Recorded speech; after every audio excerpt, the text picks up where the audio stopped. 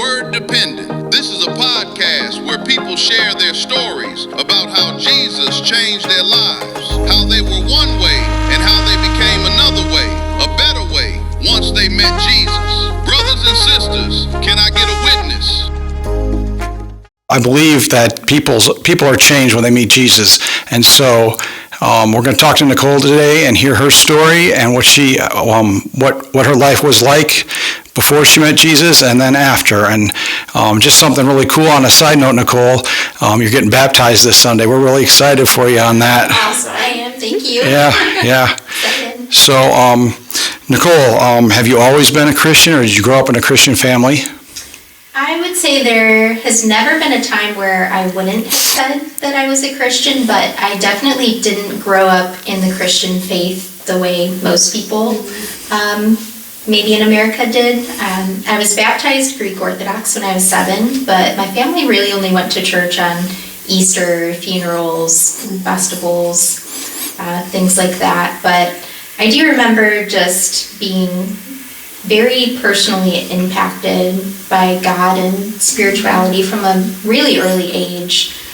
Just having the rare opportunity to walk through an Orthodox church when you're a small child. Yeah. There's the high ceilings and the ornate gold domes and the candles, and just being engulfed in like the incense and the sounds of the organ, the Greek chanting.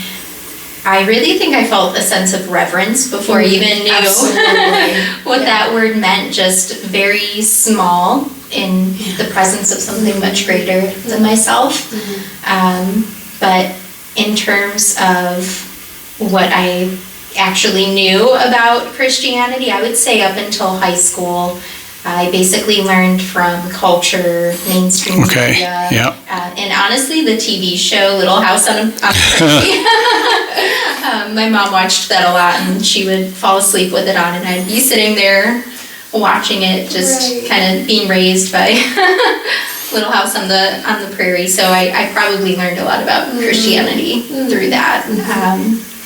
But it wasn't until high school I had 2 best friends that were both very involved in their churches and in their faith, and I attended some of their outreach activities and youth group events, but I've never attended a church regularly until this past year at Hope. Okay. So, wow. And then I hit my 20s and kind of fell away from my faith again. I was in a 8-year live-in relationship, and we couldn't really connect on the God topic, so I largely just kept it to myself and eventually just didn't think about it as much. Going to school full-time and working 2 jobs to put myself through school, and then pretty much immediately after graduating, going full-time at headquarters and working over 40 hours a week. My grandparents at the time, pretty much all through my 20s, kind of took turns having health issues and cancer and strokes, and it was a lot. I was spread really thin, so between that and my secular relationship, it was easy for me to just basically avoid my faith and avoid Jesus. But that did not stop me from later in my 20s. I started to get into what I now know is called New Thought spirituality. New Thought? Have you guys heard of it? Is that like New Age? It's similar to New Age. Okay. It's less woo-woo. I don't know if you've heard of it. Woo-woo, yeah. It's less woo-woo than New Age. But it's essentially, they take like different bits of ancient wisdom from different cultures, bits from different religions, even like science, quantum physics, psychology, and they just kind of like mash it all together into one thing. Yeah. So the outcome is kind of in a nutshell, like God created everything, but He is in everything, and that we're actually like co-creators with God. And with my limited background in Christianity, it was pretty easy for me to take the bits that I knew, and it almost made me feel like I was learning more about God and about the universe through these things, because I could take, for instance, that we're made in His image, And when I hear in New Thought that we're co-creators with God, well, God is a creator, and we're made in his image, so we must be creators too. Well. Yeah, Okay, so for okay. me, like, it really clicked. I really thought this was the truth, and it helped me for a while. There's a lot of, like, positive affirmations, manifesting, meditating, big focus on personal growth and development.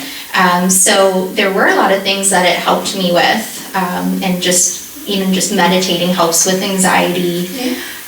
But what I ultimately ended up being my experience with it is a few years into this, it just seemed like an endless cycle. How do you mean? Just like, it kind of reminds me of how we talk about in Christianity, like, it's not a works-based faith, Yes. And I think in that space, to be on an upswing, like you're meditating, it's up to you to stay in a good place, Okay. in a receptive place, so that you're able to manifest the things that you're trying to bring to fruition. So a lot of it is on you, and again, sometimes that brings good things and less anxiety, or it helped me to be less self-conscious about myself, I would say. But it didn't it was no substitute for Jesus, Right. basically. There's no personal relationship in there. Sure. God is more of like a force of nature. Sure. Yeah. And I think that was more comfortable, honestly, for me at the time. To think of God as more distant and more of a force of nature than something personal. I think ultimately I had a hard time becoming an adult in this society. I picked up on that our society, we keep everyone really distracted, Yeah, that's very true. Absolutely. Yeah, just busy with things that, it's like the things on your deathbed that you look back and think mattered. Right. Like, we're just really busy being kept away from those Yes, things. yes. So, lost my train of thought. That's okay. How did you discover New Thought? Like, where did it come Yeah, from? great question. So I would honestly say, at least in my circle of friends, to me, I now am finding it's kind of more the mainstream spirituality right now. Yes. There's a lot about it on social media. Before it became popular, though, I did have a friend that was further into those things a lot sooner. And he later went on to work at a witch store and get further into that kind of stuff. So yeah, I think just from the people around me, largely, I've always been really big into art and music. So Okay, yeah. growing up, a lot of my circle of friends were also very artistic and musical people. So I think there is a connection there between New Thought and, just those of us that kind of stay on that side of the brain. But yeah, so I just got recommended books. I read, Don Miguel, I want to say, he wrote The Four Agreements. I don't know if you guys have heard of I'm not familiar with that, no. Yeah. So he's a Toltec philosopher, I believe. But again, I learned a lot of great stuff. There's a lot of great bits of psychology in there. And it's interesting, but I think it's sold to us as the solution. Okay. This is the answer.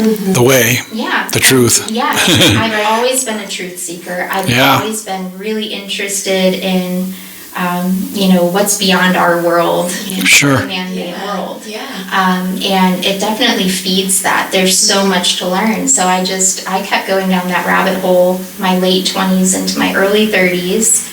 And, again, a lot of the focus is on yourself and your desires, what you want. Sure. And Yeah. I think it was around the time I was 35, I just started to feel empty. Everything I did in my 20s was to build a foundation, to have a family, Yeah. and for financial stability, and just to become someone that my kids could look up to one day. And there I was at 34, and I was tolerating situationships, is what they're called. Yeah. So Yeah. relating, being exclusive to people that aren't willing to actually call it a relationship with you. And I was having novel experiences, the things that look great on social media, but ultimately it just, I didn't feel like I had a purpose. I've struggled with intense feelings of emptiness and honestly like self-hatred and Wow. even suicidal idealizations since I was 7 years old. Wow. It wasn't until my 20s I was diagnosed with PTSD. But even though on the day-to-day I was tolerating my life better, like I was managing through those things and my anxieties a lot better with meditation, but I would still have those moments alone where I would have those like gut-wrenching, awful feelings that I was dealing with, even despite all the personal growth that I had done. So yeah, that's where that kind of ended up. Okay. Wow. That's pretty incredible. It's how I see the enemy at work in that, making it, a self worshiping type of thing, and then like you were saying, those books and stuff were telling you this is the way. Jesus says, "I am the way." Yeah. So just things like that are pretty incredible. How the correlation between the two, you can see where the enemy is trying to sneak his little his deceptions in. Yeah. Well, and modern psychology honestly like kind of echoes it as well. So yeah, you're really caught believing that like this is good and this is healthy, but Right. meanwhile you're stuck in this flesh cycle. Like, Yeah. you're becoming almost more of a slave to your flesh because everything's centered around like what do I want? Yeah. So, Which is the enemy's ultimate goal. Yeah. Really. Right. He's not interested in you worshiping him. He's interested in you worshiping yourself. right. And But yeah, and because God is yeah, also worship. yeah, exactly. Yeah. That's pretty amazing. It is. So I was going to ask you, what experience have you had that really grew your faith? But you kind of covered that right there. Well, but what But took yeah, I was going to say. going there? So yeah, you're going down this road, and you say you're 34 years old, and you're feeling empty. So what got your attention to draw you to Jesus? Yeah, absolutely. So, my brother, as you guys know, and by the way, I think you should consider having him on because he has. Yeah, I have. He's on a very short list I got right here. Yeah. Awesome. Yeah. Awesome. So I don't want to steal too much of his thunder here, but I can just share that, I witnessed a miracle through Yeah. watching my brother get saved. Yeah. And just his struggles that he went through as an adult, but also even since we were little kids, he's always been kind of wired more towards instant gratification. Sure.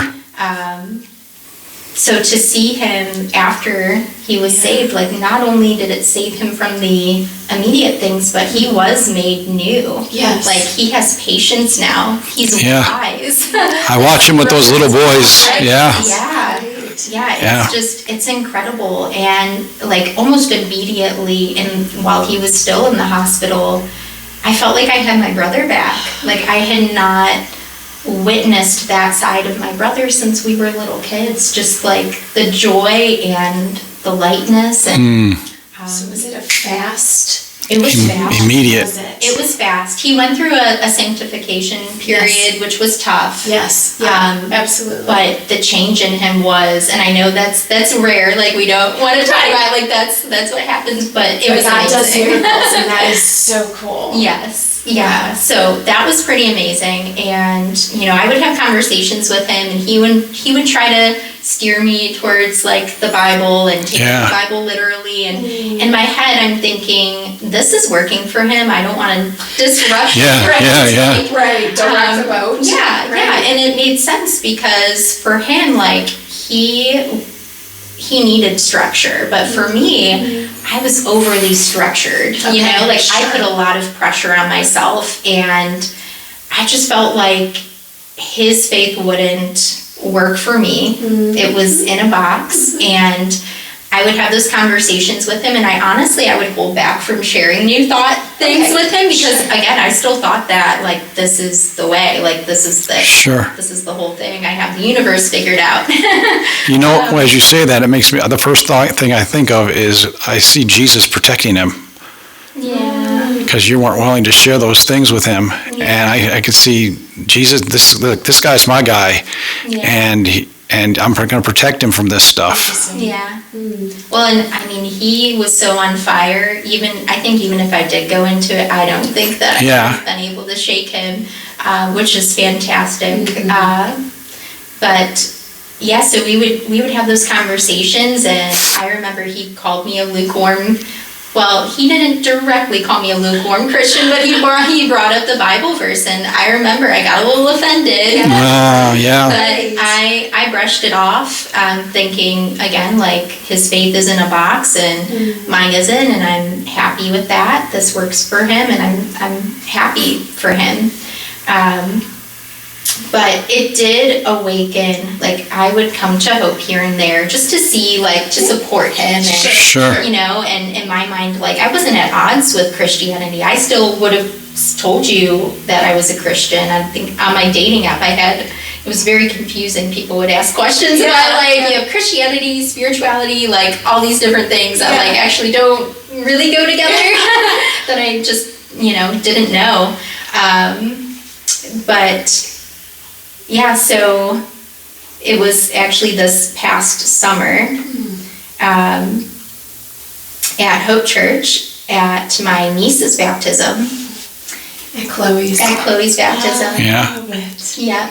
And we sat in the front row to support her, and I just remember, like, that was important because any other time I had come to Hope, we normally sit in the way back. Sure, yeah. And not growing up in church, it was intimidating for me. Okay. I would get really in my head, like, everyone knows the words to the songs. I can't fall asleep sitting up here. I got to pay attention. Well, but there were just certain things. I used the term church ick, which would be like this moment, and I remember this even happening in high school. There would be I would have a great experience the whole service, but then there might be one word or one line that just wouldn't sit right with me. Unsettling. Yes, yeah. And I even told my brother, like, that I don't think it's a good idea for me to go to church more. I thought that it would pull me away from my relationship with God because of that feeling that I had. And I have an aside to that. I'll come back to we'll come back to that. Sure. That's not the end of the church ick explanation. But so we're sitting in the front row, and I'm able to be just fully immersed in what's going on. And that day there was no like formal sermon. It was just worship music and testimonies. Yes. And even beyond the folks getting baptized, there were different people that came up and were just sharing the amazing things that they've witnessed God do, and I'm sitting there just soaking all of that in, reflecting on that, reflecting on what God has recently done in my brother's life, the wife of his life, and now his niece. Yeah. And I am just like glowing, like just full of joy and that peace beyond understanding. Yeah, that's cool. Feeling. And even just the songs, like certain lyrics, that was the day the youth group went up and did a dance to the song I Thank God. And some of the I remember this day. I remember this. He was dancing. Yeah.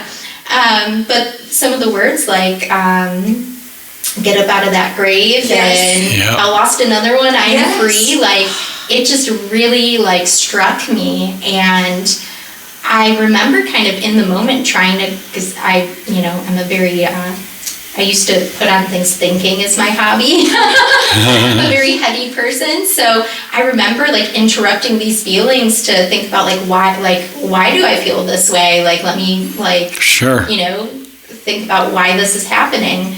And I realized I was just grateful that God is who he is and simply that he exists. And I wasn't trying to get anything from him. Yeah. I wasn't trying to make sure I was going to heaven. I wasn't trying to rationalize or justify his existence through my human way, my human little box of perceiving things. I was just sitting there in gratitude and reverence. And I left there buzzing. These songs were stuck in my head for weeks, and every time that they would replay, those same feelings would replay. And the weeks leading up to that baptism, I was in a really dark place. I had shared, the intense, empty, self-hatred, suicidal idealization feelings. Right. This was different. It was just numb. Like, I could not even fathom a future that I wanted. And it was scary. Like, if you think about what's scarier than suicidal idealizations, it was just like Nothing. that nothingness. Yeah, like just not excited for anything. Wow. So now I can look back and see that as a blessing in disguise, because in that darkness, his was the only light. Yeah. And I knew more than anything, like, I don't know anything, but all I know is I want to move closer to whatever that is. That's awesome. And That's I awesome. didn't have to have it all figured out or rationalize. Like, I just knew with my whole being, like, this is the only thing I'm excited about. Yeah. And I think it's a lot easier to give it all when you don't feel like you have anything in that moment. But the things that I did have that I held on to very tightly, I heard God telling me to let them go and to make changes. And it was like almost a primal aversion feeling. Kind of, I imagine, I've never jumped out of a plane, but I imagine when you're standing there about to jump out of a plane and your body's just not letting you. Yeah. That's what I am, that's my comparison, because I just know, there was no fiber in my body that wanted to make Your flesh is fighting you. Yeah, really hard. And I just didn't understand it. I was like, God, this is the only thing I have going for me right now, for my future, and that's meaningful. Why? And I had the message from him that I'm being poured out so that he can pour in. And I didn't know at the time that that's kind of a common theme, in worship songs and just in the Christian community. But that was what I had heard. Okay. So not fully knowing why, I obeyed, and ever since, I've just been walking in obedience. And now, instead of, I basically just said, God, you are love. You are truth. I'm a tiny human and I know nothing. From now on, I'm going to take your truth first and try and understand it, instead of trying to take my truth first and then figure out how God fits into it. Because that's what I was doing before. Right. We all did before. That's really cool. As you talk about how you were saying how you felt this way or you felt that way, and how God obviously realized that you were big on listening to your feelings. Yeah. And so he put you in a situation that got your attention through your feelings. Yeah. It's wonderful how he meets us right where we are. Yeah, absolutely. That's the intimacy of him knowing us, isn't it? Absolutely. And I thought you were segueing into false idols, because I definitely feelings can be made into a absolutely. false idol. In a couple weeks, I started going to Hope regularly after that time, and Sean was preaching on false idols. And I remember realizing like financial stability, romantic relationships, and trying to fix myself. Yeah. False idols. Okay. Yeah. Wow. Yeah. Yeah, so called out and had to give it all up. But the freedom in that, Sure. you know, Absolutely. like chains broken for Yeah. sure. Yes. Nice. And where God has taken you in such a short period of time is so amazing and beautiful. You have, it sounds like you have such a sensitivity to Him and to His voice. And I try when I do, but I'm human, so sometimes I Right. probably don't. And Well, and I wonder if that was partly a result of that darkness, that you Yeah. know, that season of darkness that you were in. So then when He spoke, yeah, You it was heard. loud. It was You loud. heard. Yeah, that's a Wow. great way of putting it. that's beautiful. Man. So then, through all of that, what have you been learning about God lately? I think a big theme for me is just realizing that He is a personal God. You know, Yeah. going from He's just this force in the universe to, you know, He loves us and wants a relationship with us. I didn't understand what that meant before. Like I had heard it that Sure. it's, you know, it's You- relational. yeah, and yeah. I had warm and fuzzy moments with God, and I had prayer time. I mean, ever since I was a really little kid, I would pray to God and have quiet time with God. So I thought that's what it was. Yeah. But this is different. This is definitely different. I like to, or not like to, I notice that His timing, like just the timing and coincidences, I used to call them God moments. Sure, right. You know, where you just, you know, it has to be God because the timing's too perfect. Right. Exactly. And I used to have those like kind of few and far between, but ever since I've been walking in obedience, there's been some times where it's weekly, where like every week I'm having like this huge moment of realizing like, whoa, God's talking to me. And a lot of times He's calling me out on things. So I think like that's another thing that I've been learning lately is that God has a sense of humor. Yeah. Yeah. So yeah, just I think those moments help me to feel Him, that He's close, He's nearby, and also learning, like kind of going back and correcting some of the misconceptions that I've learned about Christianity over my life. And Hope has been a fantastic community to be a part of and to be able to learn more. But I think a big thing that held me back, to kind of circle back to the church ick. Yeah, I was going to ask. That. So looking back, what I think is going on when someone with PTSD, for instance, hears words like obey, command, or even Lord. Or submit probably is a, Any of those words, surrender, it feels unsafe. You know, like it's very triggering. And again, going back to like modern therapy, it's kind of the opposite of what therapy is trying to move you towards. A lot of people, I think, with PTSD struggle with healthy boundaries. So to say like you need to worship something outside of yourself and call it Lord, like that seems alarming. It seems like the opposite of God, the opposite of love. So I think that was that contributed to my ability to have that moment over the summer, realizing the word repentance was the first one. I think in the English language in America, we associate repentance with regret and shame, dwelling on guilt, and I already did that enough to myself, you know, like that was not healthy for me to do more of. But if you look up the original word in Greek, it's metanoia. Hope I'm pronouncing that correctly. And metanoia means more of like transformation, change of heart, change of direction.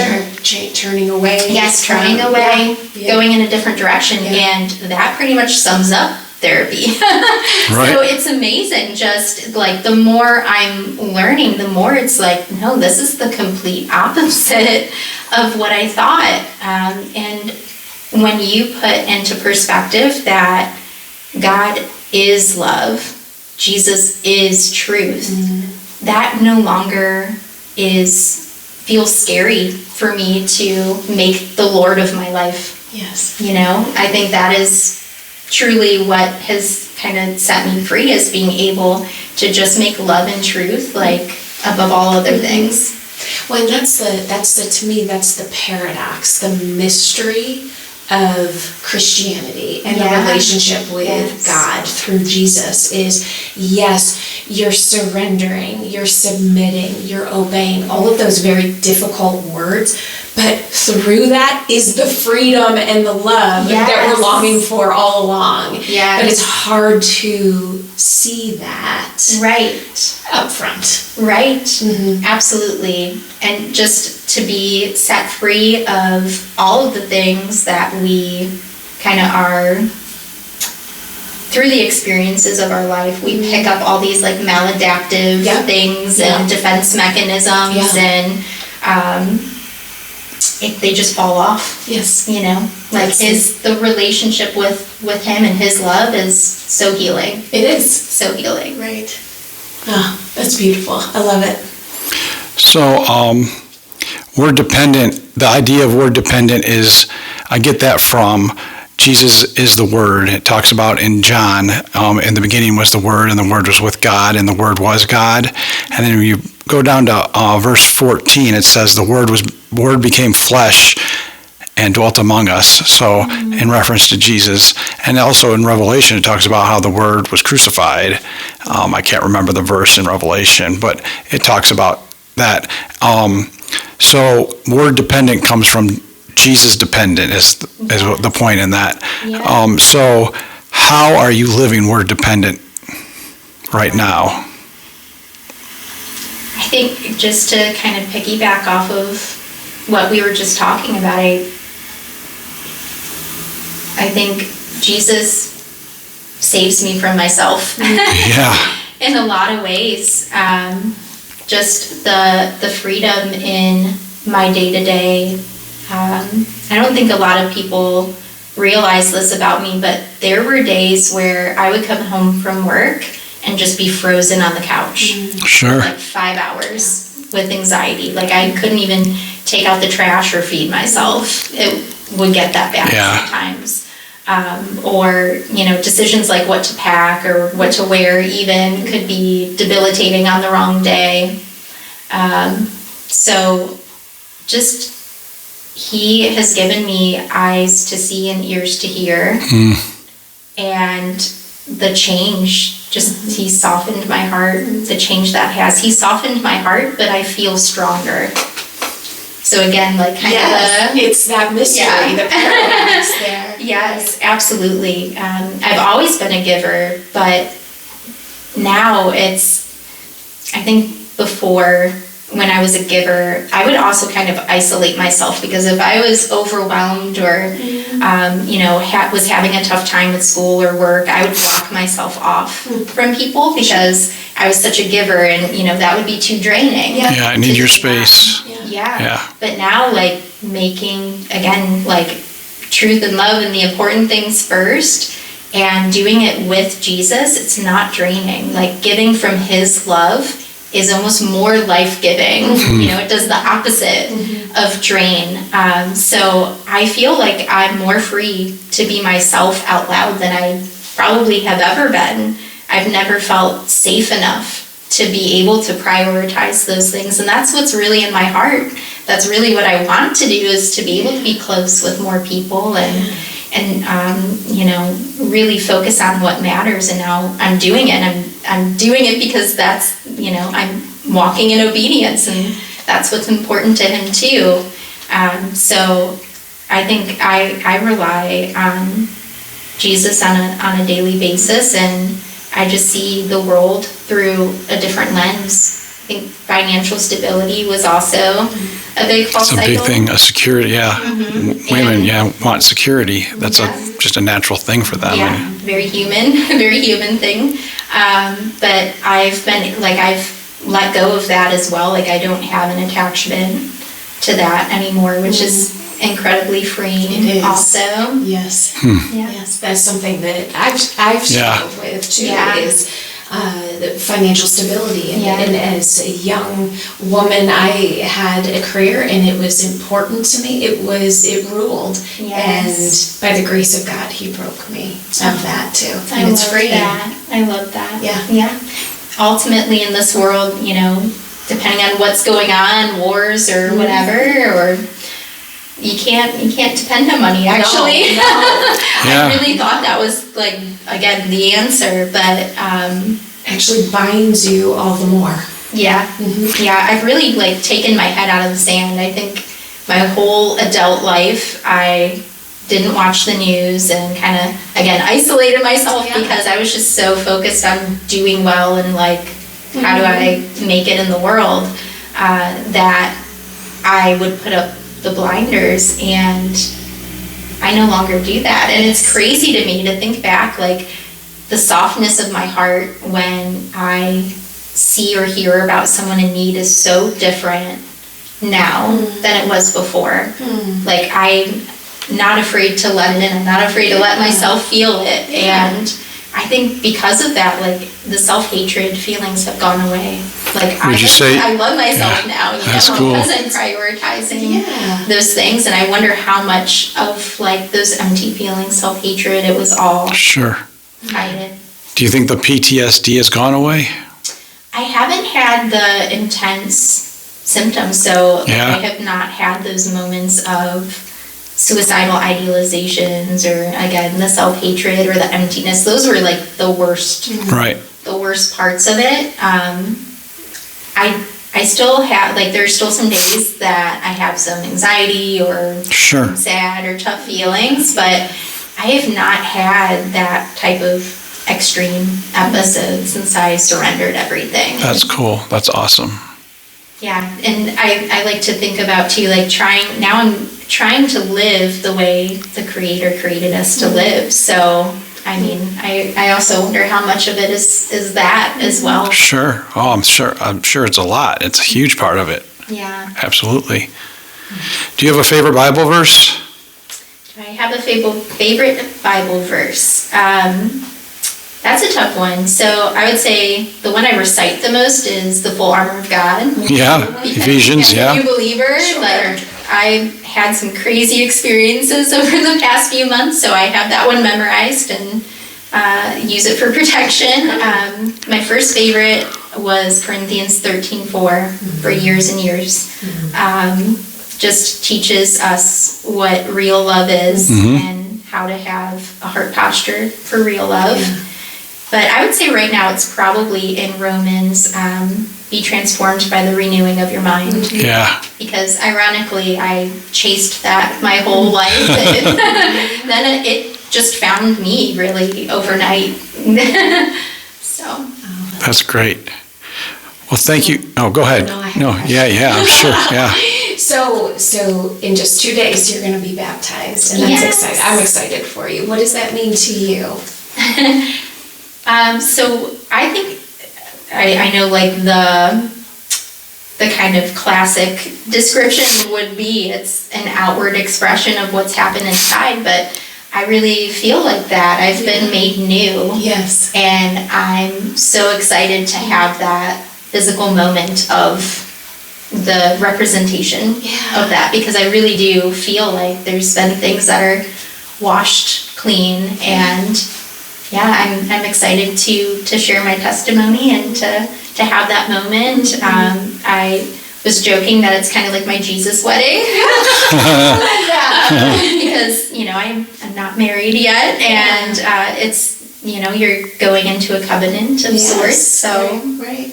yeah, very excited. Oh, good. I'm excited for you too.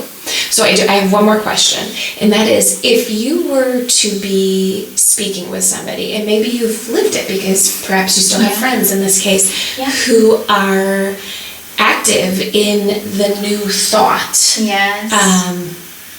I don't know what to call that. The new thought spirituality. Okay, there it is. Referring Yeah. to it as. How would you encourage them? What would you say to them to try to engage them with Jesus and who God is? Yeah, I think, a lot of the things that we've talked about, I think would be really impactful or important to know. I would say if they're like me and they do feel like they're already a believer of some sort. Yeah. One thing I would say that really struck me is the realization that in the garden, what was the apple? It was knowledge of good and evil. Yes. It was knowledge, and you can be equal with God. And that was that was the deception or the lie. Yeah. Yes. Yes. And I don't think all of the things in that space are untrue. I think that it's not helpful. Okay. So Jesus talks about, and I'm going to butcher this because I don't have this memorized, but when Jesus is explaining that he is the only way. Yeah. He's the only gate, and then anyone else that comes over is a thief. I think that's what it is. And I think ultimately it is a distraction. It's meant to get us into a dead end and out of the opportunity of a personal relationship with a healing, loving God. It keeps us spinning in those circles. I don't know if you guys have heard this story before, but this was another really impactful thing that I heard someone tell. There's a woman who's a biologist, and someone she works with leaves a rose for her. And she spends all night studying the rose and figuring out its molecular makeup and, what is a rose. Sure. And he comes back the next day. He's like, "Did you get my rose?" And she starts explaining what it is. And he's just kind of, you missed the whole point. Yeah. The meaning of the rose, the purpose of the rose means so much more. And that's how I now look back at the New Thought stuff. It might be interesting to try and understand some higher thoughts. And I'm not saying that it's all false. Sure. But I don't think those are things that, as humans, I don't think it's helpful. I don't think it's helpful for us to know. I think the most important thing is realizing the meaning behind that rose, which is love. And I feel like God has come down and given us the Bible as a human cheat code, right? Right. And I think that I put all my faith in that. That is what I'm supposed to focus on. Right. That's what is important for me to know. And I believe that God and Jesus love us, and that their intentions are pure. Jesus came down and literally died for us. If you ever look into the Shroud of Turin, yes, and hear more about the specifics of that death, yes, it is that's heart changing when you really take it. What he endured, for us. And even before his death, the lashing years. Well, the years of being part human, being sinless. Not ever acting on your FOMO or fear of missing out. I don't know if he had FOMO, but just living in a sea of sinners and being sinless for all of those years, and just being on mission that whole time because he loved us, and being misunderstood that whole time. How lonely, I imagine, that would be. Yeah. And I'm gonna believe him. That is absolutely. Yeah, I think that's what's helpful.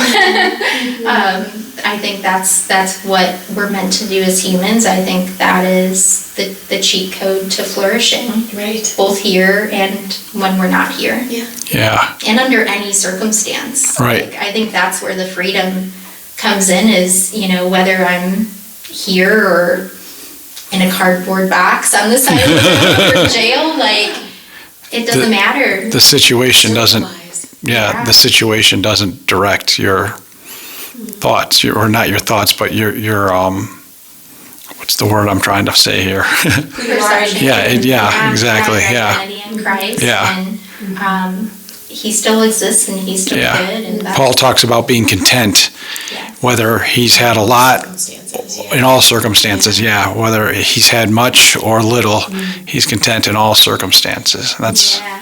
kind of what that is, I believe you're saying there. Yeah, absolutely, absolutely. And again, it takes our surrender.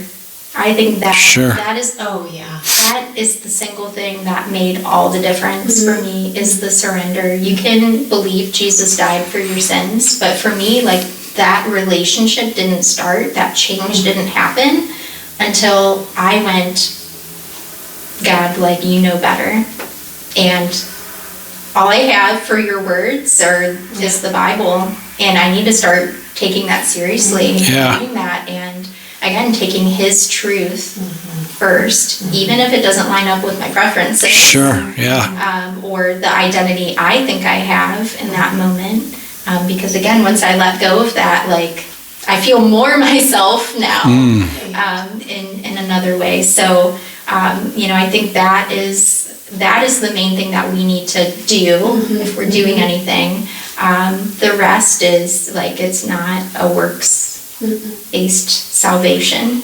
Right. And I think a lot of people are probably in the cycle that I was in, where Yeah. we're trying to fix ourselves, Sure. trying to save ourselves, and it seems noble. It seems really noble, like, Absolutely. trying to be a better person. Absolutely. But if I told you you could be a better person, like, tomorrow, like, not literally overnight, but that's been my experience when I'm in alignment with Jesus. Like, I just am a good person. Yeah. Right. Yeah, because he's good. Yeah. Yes, Yeah. exactly. Right. Exactly. Yeah. Well, thank you so much for sharing your experience and what you've been through, and I really appreciate it. I do too. You're Thanks. so thoughtful. About Yeah. It's very clear that your relationship with God through Jesus is, yes, there's the emotional piece of it for Yeah. sure, but you're so thoughtful about it too. And so to share that with us, I appreciate it. Yeah, very much. I appreciate the opportunity. Yeah. I think about it, like, all day. Yes. All day, every day. So Yeah. Be able to share it. That's Yeah, cool. to talk to people about it. Nice. Thank you for the opportunity. Yeah. Thank you. Much for sharing with us, Nicole, your story. And so the question is that, have you put your trust and your faith in Jesus Christ as your Lord and Savior? Yes, I have. Amen. Well, in the name of the Father, the Son, and the Holy Spirit, I baptize you.